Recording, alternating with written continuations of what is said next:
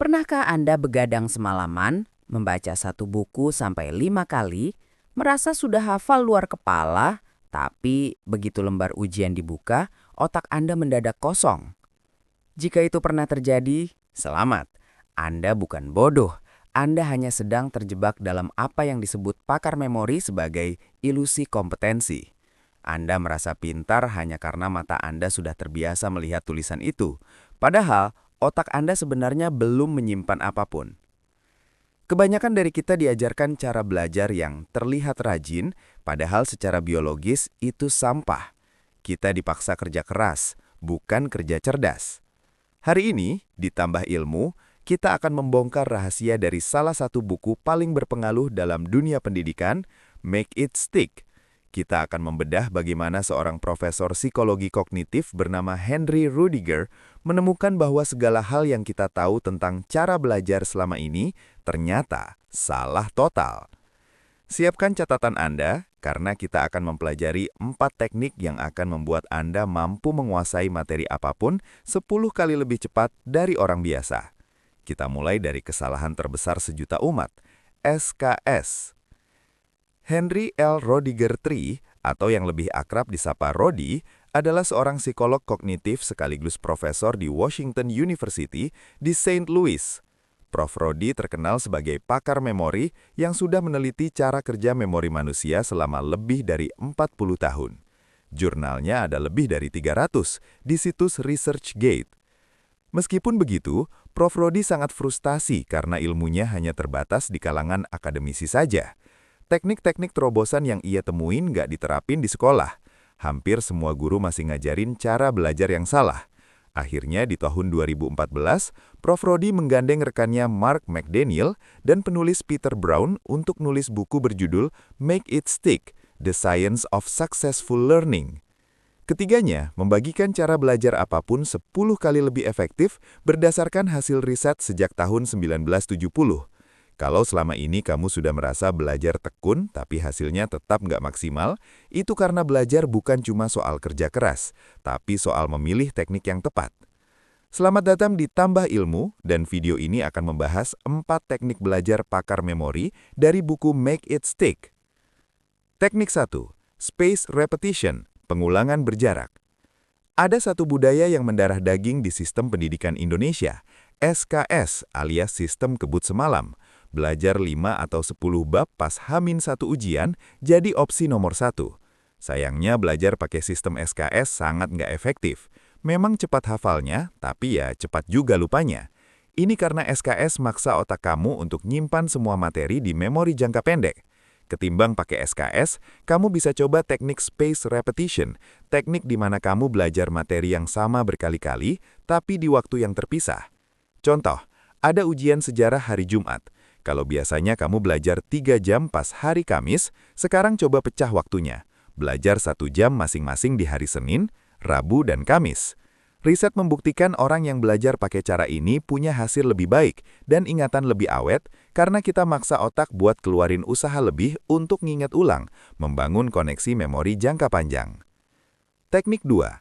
Retrieval Practice, latihan mengingat. Gimana cara belajarmu pas mau ujian? Kemungkinan besar jawabannya adalah baca ulang catatan atau buku berkali-kali. Ternyata ini adalah kesalahan fatal. Membaca adalah cara belajar paling pasif. Ketika kita baca hal yang sama berkali-kali, kita hanya menjadi familiar saja, bukan paham. Rasa familiar inilah yang menciptakan ilusi kompetensi. Kamu ngerasa seolah-olah udah hafal, padahal aslinya belum. Solusinya adalah retrieval practice. Teknik latihan mengambil informasi dari ingatan kita tanpa bantuan. Caranya simple. Baca 1 bab, tutup bukunya, terus tulis ulang apa yang kamu ingat. Poin penting atau hal utama. Jangan buru-buru buka buku kalau susah. Coba ingat semaksimal mungkin. Dalam riset Prof. Rodi, kelompok yang menggunakan teknik ini menulis ulang poin penting punya nilai 50% lebih baik dibanding kelompok yang cuma baca ulang. Semakin sering kita maksa otak buat narik informasi, semakin kuat memori itu tersimpan. Teknik 3. Interleaving, belajar gado-gado. Banyak orang belajar 1 bab saja dalam 1 sesi sampai lancar, disebut block practice. Sayangnya cara ini buat kita lupa pas ujian, karena otak cuma terbiasa dengan satu jenis masalah. Kita jadi kelabakan pas dapat soal campuran. Solusinya adalah teknik gado-gado. Dalam satu sesi belajar, jangan fokus ke satu bab saja, tapi campurin semuanya. Misal punya 1 jam belajar sejarah, 20 menit belajar Kerajaan Kediri, 20 menit Singasari, dan 20 menit Majapahit. Eksperimen menunjukkan pelajar yang belajar pakai cara gado-gado, soal campuran, punya rata-rata nilai 43% lebih tinggi. Teknik ini melatih otak untuk cepat beradaptasi dan cekatan dalam memilih strategi atau rumus yang tepat di situasi nyata. Teknik 4. Generation, menebak dulu. Ini adalah teknik paling unik. Teknik generation adalah di mana kamu coba menebak dulu sebelum tahu jawabannya.